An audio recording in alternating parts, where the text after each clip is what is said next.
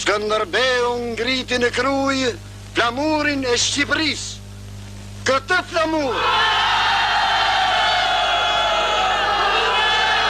ky vëllezër shqiptar është nëntori i dytë i Shqipërisë. Qofti bekuar për jetë. Sot në Shqipëri dhe të gjithë territoret ku banojnë shqiptar, kujtohet dita e pavarësisë.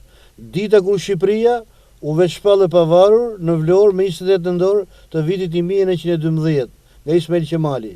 Në shpalljen e pavarësisë morën pjesë 83 delegat nga të gjitha treva shqiptare, por 40 ishin firmëtare që nënshkruan aktin e pavarësisë.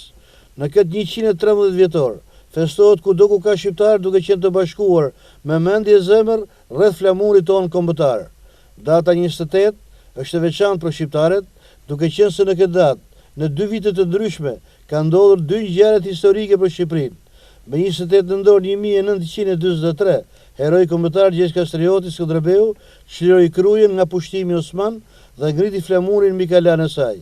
Kjo datë hapi një faqe të re në historinë e qendresës shekullore anti-osmane. Zoti i Shqipërisë, Gjergj Kastrioti, la fush betejën e Nishit për t'u drejtuar krujës në kryet e 300 kalorzëve. 469 vite më vonë, me 28 nëntor 1912, i quajtur gjithashtu si nëntori i dytë, u shpall pavarësia e Shqipërisë nga Ismail Qemali, i cili ngriti flamurin në Vlorë. 28 nëntor ishte shpallur gjithashtu ditë feste edhe në Republikën e Kosovës.